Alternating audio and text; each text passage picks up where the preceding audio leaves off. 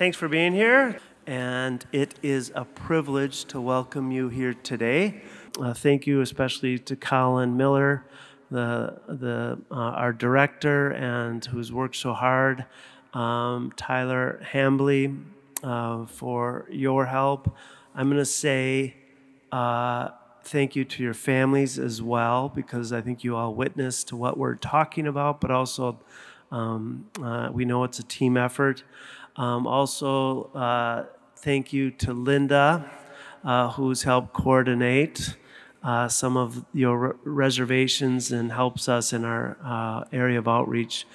But I also want to certainly thank our speakers, Michael Naughton, Michael Gore, Father Dan Griffith, and today Father Martin Schlag, and we're very happy to have here.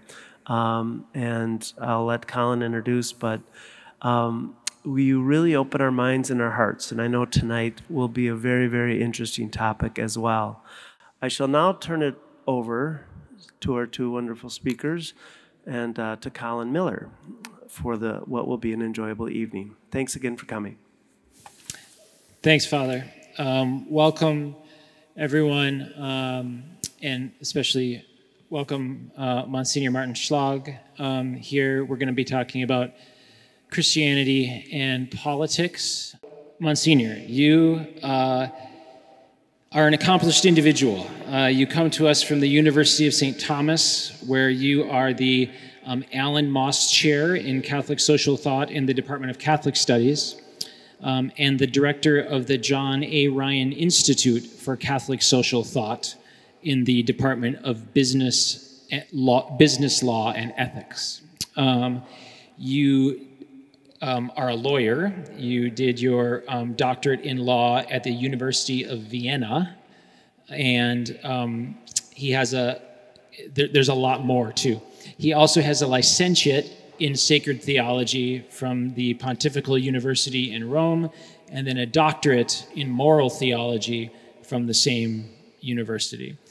So those are his kind of nuts and bolts credentials, but I've had the opportunity to get to know you personally just a little bit, and you have a fascinating story. Before we get into the substance of tonight, would you just tell us a little bit more about yourself? Well, thank you so much for the kind introduction. So first of all, I want to say how happy I am to be here with you. And I saw you smile and laugh. So I felt there's a lot of joy in this room. And that is really important when we talk about politics and religion. We don't want to get too serious about this. So my own story is that I was born in New York City. I am an American citizen since my birth, but I grew up in Vienna because my parents were Austrian, and so from New York we moved to Vienna, to London, to Vienna. I love London. My parish was the Brompton Oratory, which was founded by John Henry Newman, and in Vienna I found my vocation. I'm a priest of Opus Dei. I got to know that in Vienna. And then after I was ordained in 1996, I was in pastoral ministry for 10 years. And then I was called to Rome as professor for social moral theology.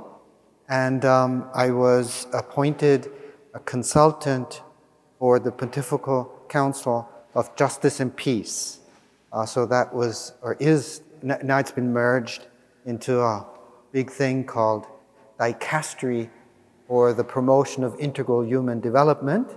But it's the organism that prepares the social encyclicals for the popes. So I did not ghostwrite any social encyclical, but it was very interesting for me to work there. And since 2017, I'm blessed to be in Minnesota, and I love it here, so I'm happy to be here. Wonderful. So tonight we're talking about, as I mentioned at the end of last week's conversation, the two things that you're never supposed to talk about in polite conversation: religion and politics. And we're going to go ahead and just jump right in and talk about them both together. But while we're on that, and before we jump in, it seems like in the last 10 years or so that those topics, which are kind of naturally contentious because they're so personal, have gotten even more polarized and contentious, especially in the United States and maybe even especially in Minnesota. Do you have thoughts about that and where that comes from and why that is? Yeah. You know, when I came here from Europe, one of the things that struck me when I started teaching at the seminary, so my first course was Catholic social thought, and I was told, look, in this country, there are so-called social justice parishes and so-called adoration parishes. And I said, well, that doesn't make any sense, because if you really adore Jesus in the Eucharist, how can you not see him and recognize him in the suffering and the poor? You know, it's and on the other hand, how can you persevere in your love for the poor without the connection with Jesus? So, you know, to answer your question, why is this so divisive? Well, I think because politics, party politics, tends to exaggerate and go into extremes in order to appeal to these positions, you know. And what I see in this country is that the left is going left and the right is going right. And both have overdone it. And I think it's high time that we come back again. You know, I vote, and I really don't feel well in either of the parties. You know, let me just try and characterize how I see things. This is my purely personal opinion, and I'm sure we have about 50 different opinions here when it comes to politics. But, you know, I see that the so-called left justly is not only concerned but appalled at the injustices of the past in this country. And I would refer especially to slavery and to racism. It struck me that the United States is the only nation in the history of mankind, of which I'm aware, in which slavery was linked to a race. In all other cases, it was linked to debt or to having been beaten in war. But to be linked to racism, to a race, that is kind of really has been called the original sin of this country. And so, you know, there's this movement of liberation of the oppressed, justice for the victims of systems or patriarchal structures that have existed, you know, and do still exist. But of course, you can go too far. You can start destroying structures that actually protect victims. You know, you can be pro-choice, which liberates women, but completely disregards the child. Or you can be for gender self-identification, and what you do with, as is happening, you know, with rapists who go to prison and then self-identify as women and get put into female prisons. And then you have feminists who speak out and then get canceled because they want to defend women-only spaces, which defend women against male violence. You know? And on the right, you see a lack of compassion, a lack of cultural sensitivity, a digging in of heels. And I'm struck by a strange kind of nationalism. You know, sometimes I get the impression, you know, American exceptionalism is understood as America can't sin. You know? Like my mother can't sin. But in reality, we love our mother, even though she sins. We are patriots, but we're not nationalists. So, and I think the political system in the US needs to be rethought. We have this, I call it a curse of a dichotomy in two parties. And, you know, I'm especially as we're approaching the primaries now, the primary system isn't good because it forces you, you know, in the election to choose between two candidates that you actually don't want. You know? And so we should have like a different system where we can, up to the end, we can vote for someone whom we like. I mean, it gets very political, and this is not the church speaking to you, okay? This is just Martin, who's just venting a bit. So, but there are so many reforms that are long overdue. You know, as somebody who grew up in Europe, it's difficult for me to understand that there's no paid maternity leave, that there's no paid sick leave. You know, things, Minnesota might be a bit ahead of things, but they can't be, you know, brought about because they're conditioned by all these other topics that block our political system. You know? So, okay, sorry, this is, but it's, I see that these political differences are carried into the church, and the church isn't the place for this kind of division, right? Right. So, obviously contentious things, just even that you brought up in the last couple of minutes. And so what we thought, one approach that we thought we could take here that would maybe minimize some of the contentiousness and give us some depth is to take a look historically at the way that the church has related to politics. Because there have been multiple ways that it has related to politics. And so before we jump into proposing a particular model, which we're not going to do tonight, it's best to know what our history has given us. And so just to start sort of at the beginning, the early church was born into a Roman world very different from our world. How would you begin to characterize that? Yeah, so, you know, we have Holy Scripture. And we see in chapter 13 of the letter of St. Paul to the Romans that he encourages, not only encourages, he really obligates the Christians in Rome to pay their taxes, to be loyal citizens, and he's very affirming of Roman official government, which when we think what happened just 10 years later, you know, makes us shake our heads, that the Christians were burnt as living torches during the dinners of Nero, you know, and they were being thrown to the wild beasts as entertainment. And so we see that again in the 13th chapter of the book of Revelation, we see that the state, the government, is depicted as an anti-divine, blasphemous force, like a beast that comes out of the sea and sits on the throne of God, right? So we see both possible scenarios that on the one hand, we want to be good citizens, but on the other hand, we have to endure persecution. One thing that the book of Revelation does not do is it doesn't call to revolution. It calls to patient endurance.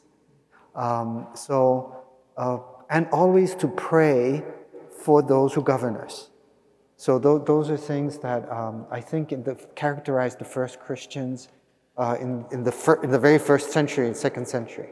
Yeah, the Christian posture kind of in the Roman world has always been kind of fascinating to me because they didn't have, you know, they didn't like go to the Roman Forum and hold protests and lobby the government for a reform of laws. They didn't seem to have that kind of a political plan for taking over the empire, but slowly over time, almost by not trying to take over the empire, they took over the empire, or it spread.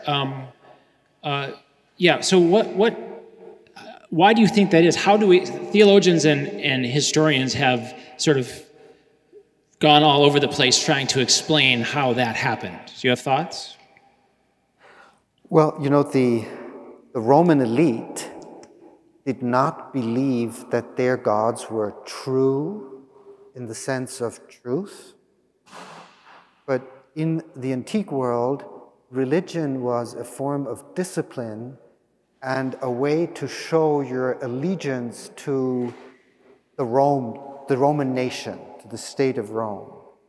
And the people were rife for a religion of truth. And so the first defenders of the faith, of the Christian faith, were saying, let's argue. Let's argue about the truth. What is the truth? But you're forcing us to sacrifice. And what kind of God is that? Or what gods are those that accept the sacrifice that is coerced, and I'm covered in my own blood, and you want me to sacrifice? Which God can be pleased by that, you know? And of course, it can't be fully explained in a human sense. There's the outpouring of the Holy Spirit, and it's this unconditional love that Jesus showed us on the cross that broke this vicious circle of as you do to me, I do to you. But now it's as God does to me, I do to you, and I have to forgive, even if I'm being tortured.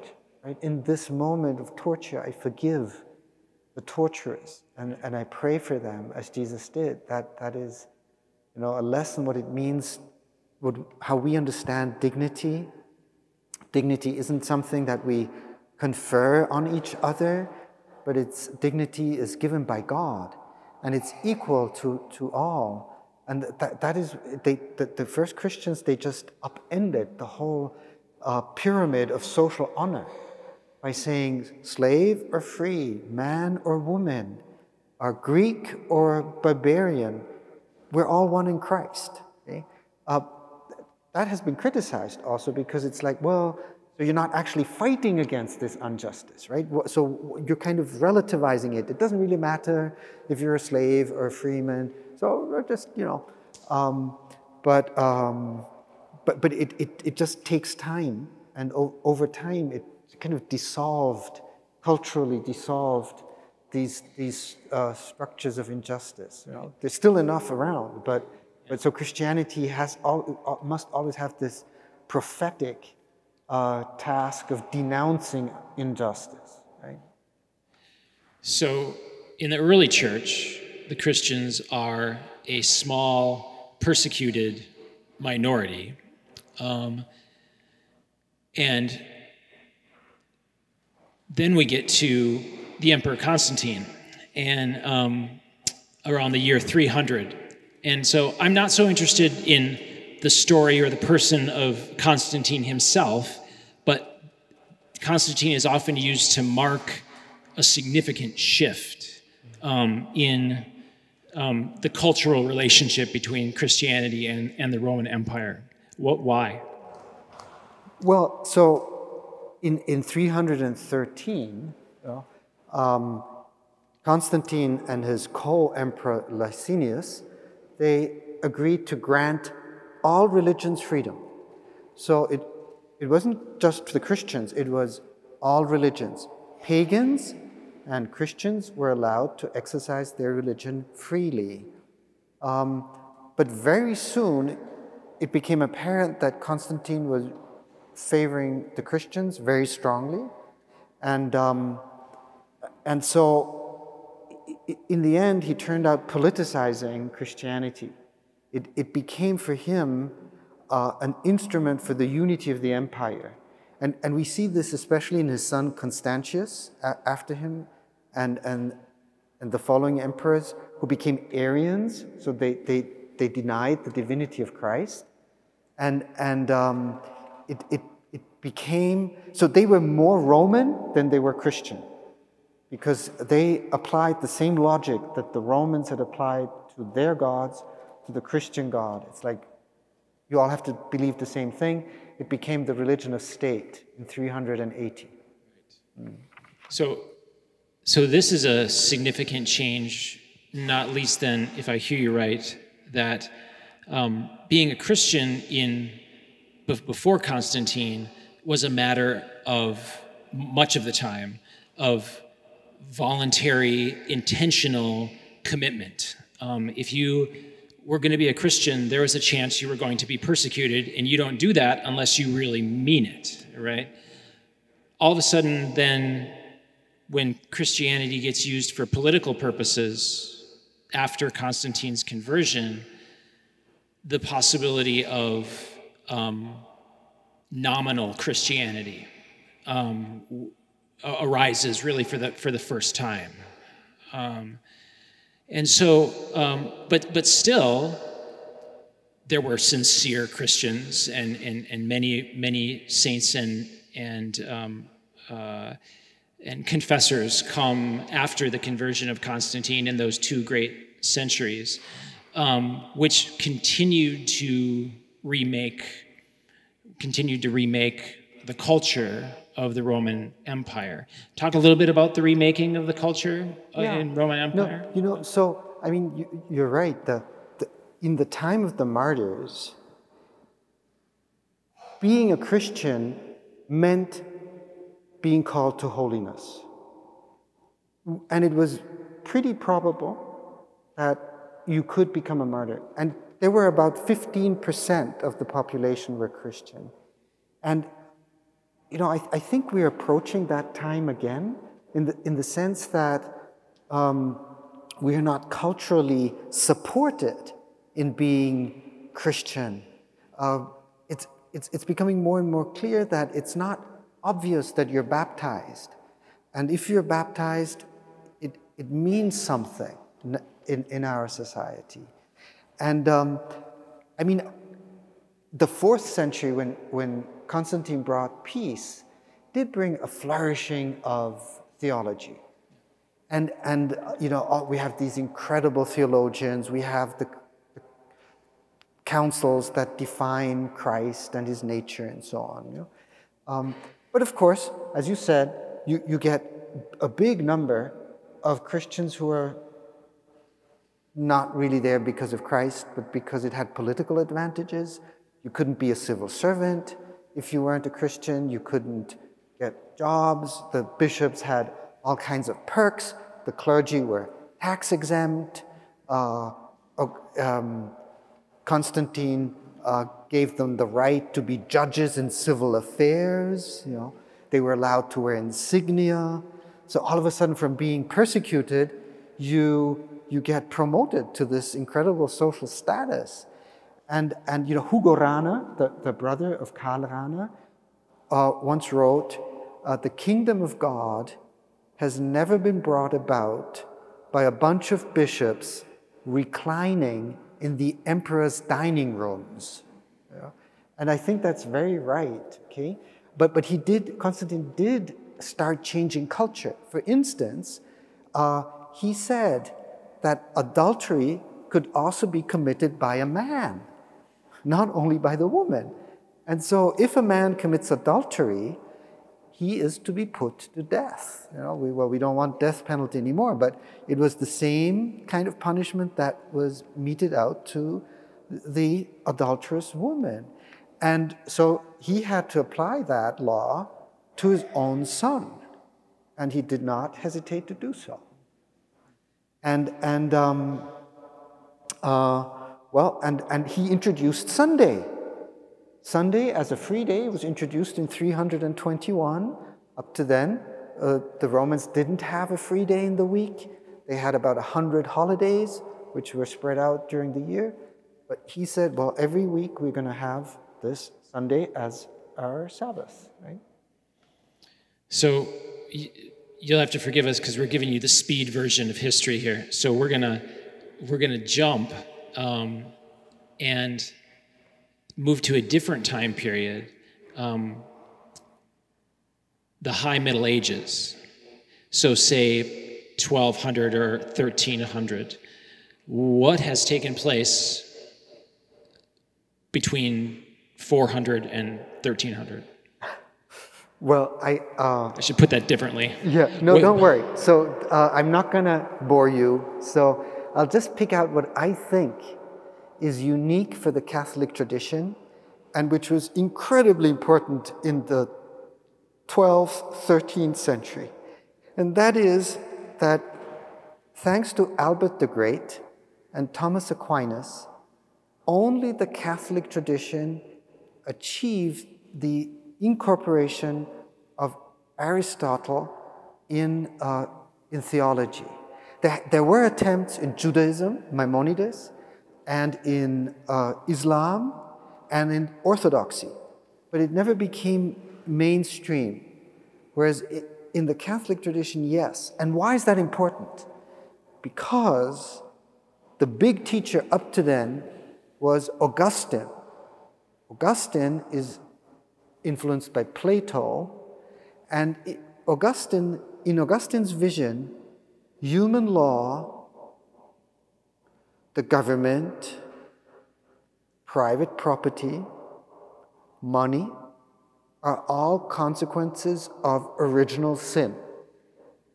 So they're not bad, but they wouldn't have existed in paradise. We need law, we need the government, we need private property and so on to repress evil. To repress evil. Right? But they're not perfective. They don't really perfect our nature. Whereas in Aquinas, he says, you know, laws would have existed in paradise, and government would have existed in paradise, because there has to be someone who determines whether you drive on the left side or you drive on the right side. There wouldn't have been coercion or domination or suppression, but there would have been peaceful and harmonious government. And there would also have been private property, but no selfishness and no need and no scarcity and so on. So in his vision, all these things are perfective. So politics can be a vocation. And the popes say politics is a high form of charity. Pope Francis is very explicit about that. You know? He said, you can help someone cross a river, but a politician can build a bridge.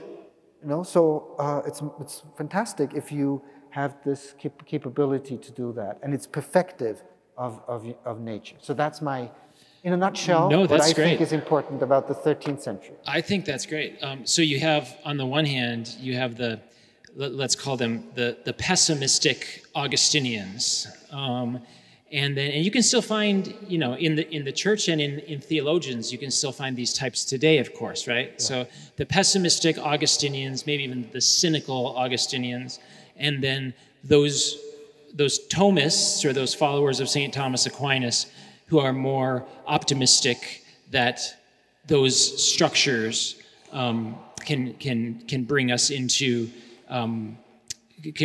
touch with what's the highest in us, right? So we also get then, following right after the Middle Ages, the upheavals of the Reformation. What changes yet again at that time? Well, you know, in the High Middle Ages, in, let's say, the 12th, 13th century, the Pope was really like the arbiter of the world. You know, it was the Pope who wrote commercial law, who defined many aspects of everyday life, who was appealed to when it came to political questions, right?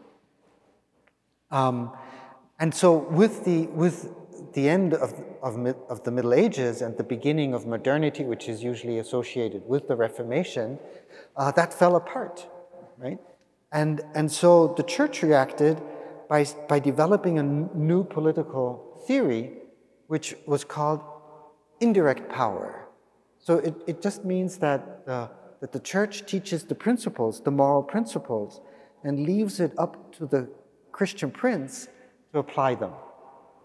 And that was discovered when the theologians in the 16th century had to deal with the question, was it just to conquer Latin America, what we now call Latin America, with America? And the theologians said, no, it was not right, because these nations, even though they're not baptized and they're not Christians, are human persons. And they have the human right to self-government, and it's a valid government, and to private property. The only thing that we were allowed to do was to negotiate freely with them and go to these countries, because there's a freedom of movement.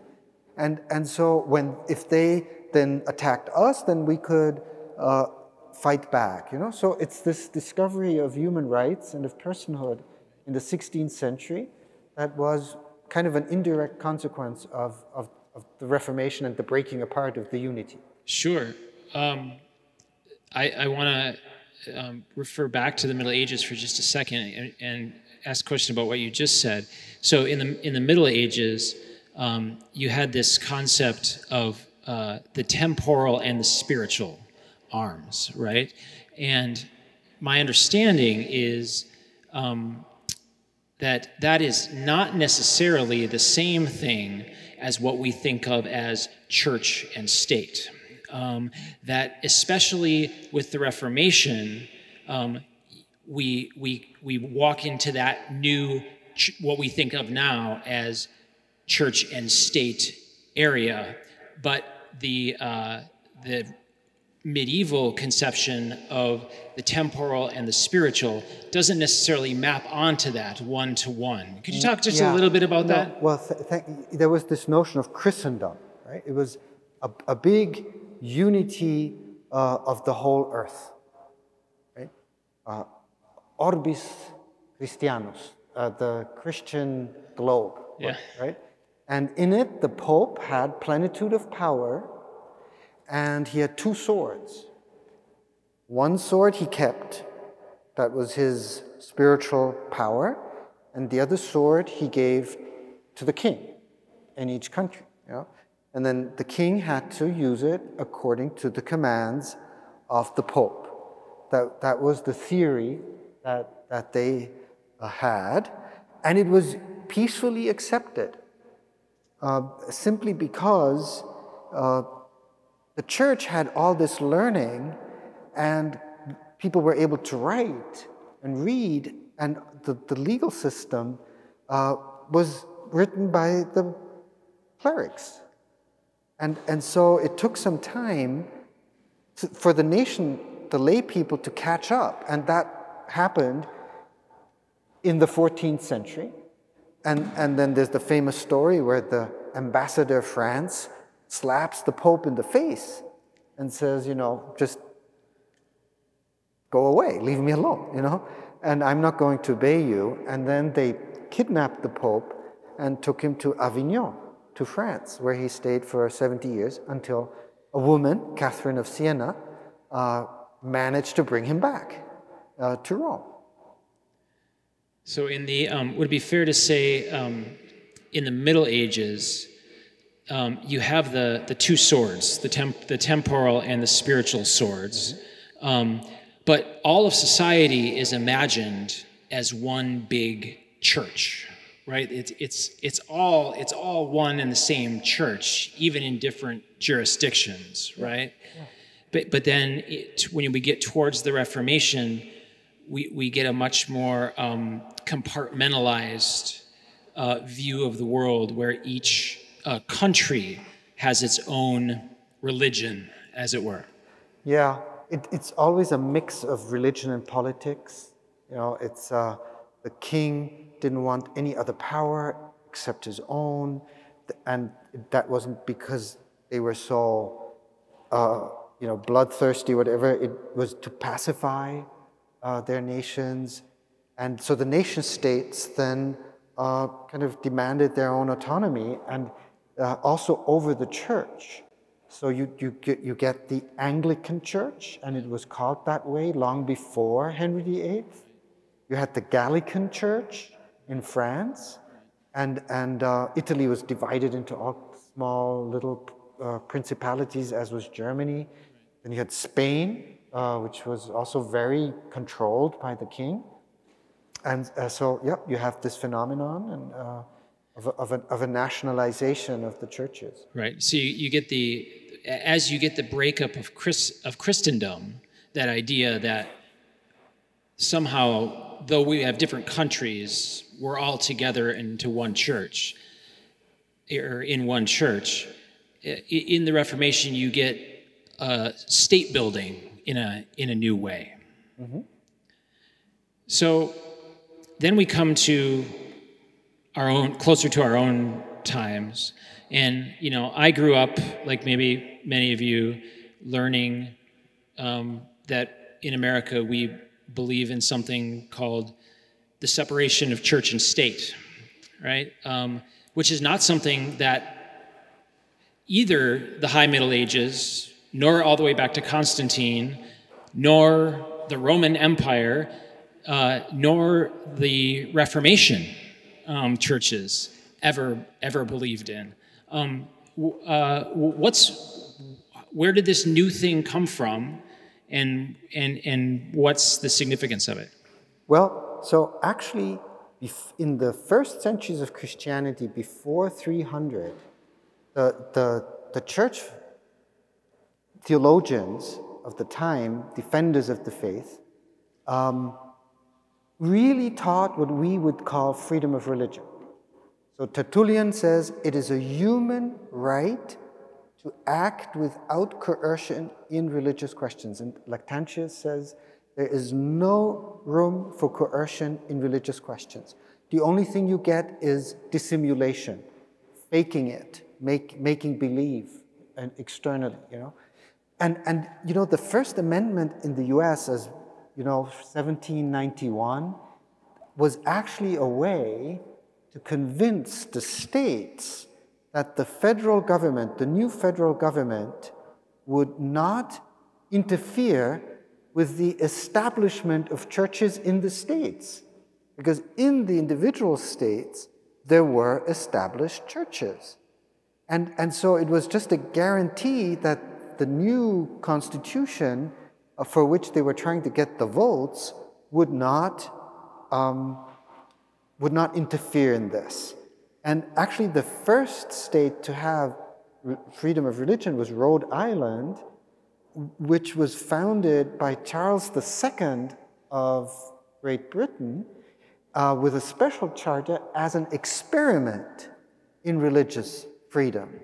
And so you had Jews, you had Quakers, you had all kinds of religions who fled from the other states where there was either the Puritan or Presbyterian and so on, and also from Europe.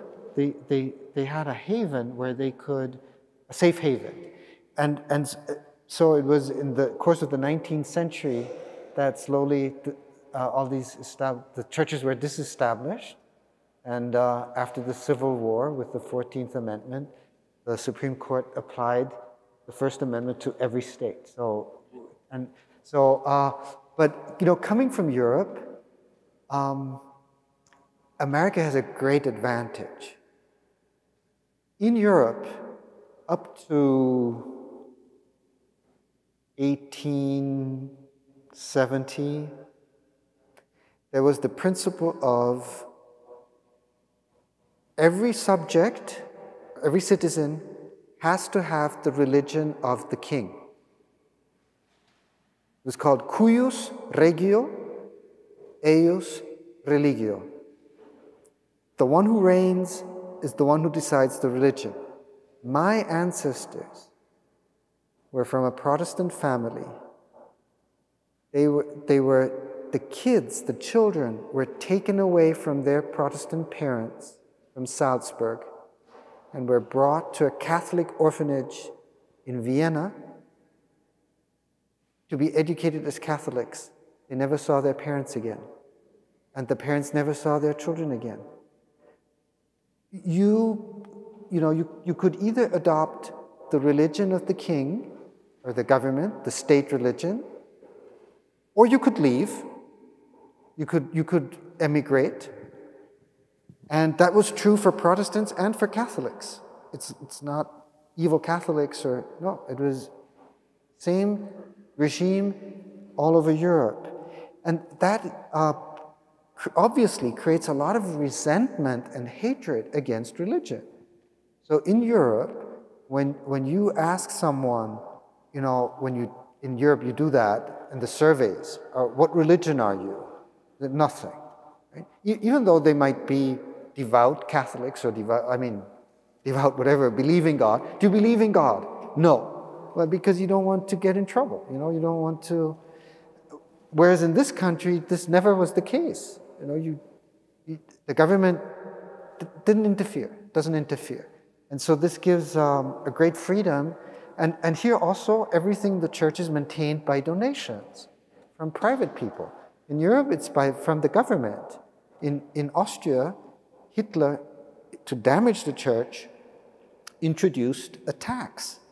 So every Catholic, every Protestant has to pay a tax to the church, and this is the mean thing, Hitler said, well, the church has to collect the tax herself.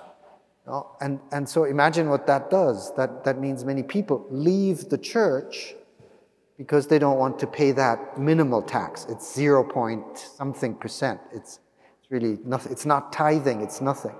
But it's these mixtures. Again, politics, religion, coercion, lack of freedom is not good for religion. So the obvious goods are what of having a separation of church and state, such as you've described it, are what you've said. The freedom that gives us to not dissimulate, etc.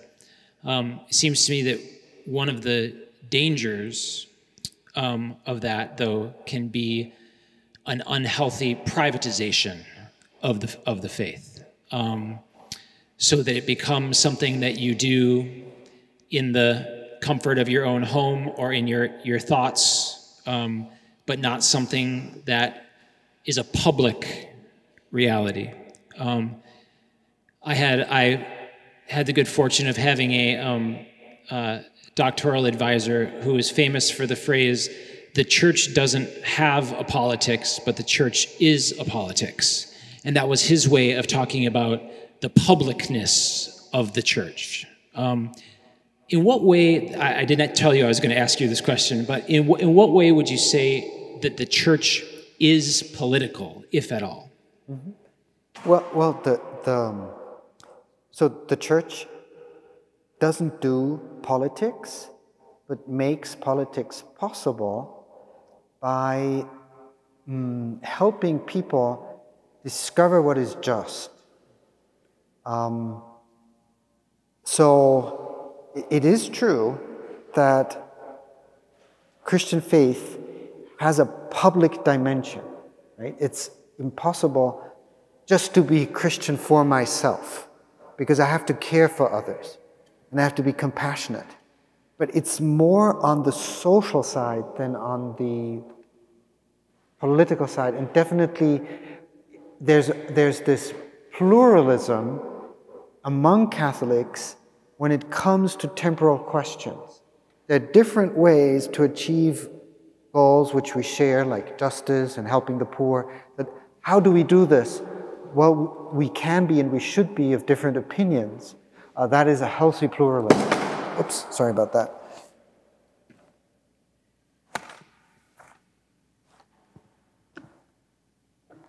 Let's see. I sort of want to ask you a question about sort of what can our take home be? There's a number of different voices that are out there in the Catholic world that are saying that more and more our model today has to be not the model of the Middle Ages or the Reformation, but to go back to the model of the early church. Do you think that's right? And if so, why? What do you think our posture should be, given what we've said tonight? What should our take-home be about maybe what our posture could be as Catholics in the world today? Well, I'm always a bit skeptical when it's like, well, we have to go back to, because that is historically impossible, and it might lead us to imitate. I think what we need is a radical openness to the Holy Spirit, to be able to understand the signs of the times, and to create something new, which will only be possible if we join the conversation. We can't be a ghetto where we kind of talk among ourselves, even though this is a wonderful thing and we need it too, right? But we need well-educated, theologically well-educated lay people who are united to Christ, on fire with love of Christ, and don't go out preaching, but know how to do things well. So, you sometimes find idealists who have great ideas, but then don't know how you do that politically. You need to be able to compromise. You need to be able to negotiate. You need a long-term thinking, a long breath, okay? So that would be my answer. But I do agree that more and more what we see is a kind of new imposition of a new kind of state religion, which is non-religion, like an exclusion of God from the public sphere, and that is against freedom, and so that would be a new thing, which I don't know. Never in the history of mankind was atheism imposed. It was imposed by communism, but that was so evidently oppressive. Now it's more this practical materialism and this, kind of stuffing our mouths with money, and not making us dare speak out. But there, the example of the martyrs is an everlasting, permanent foundation of Christian activity in the world. Right? Thank you, Monsignor. Would you guys join me in thanking him?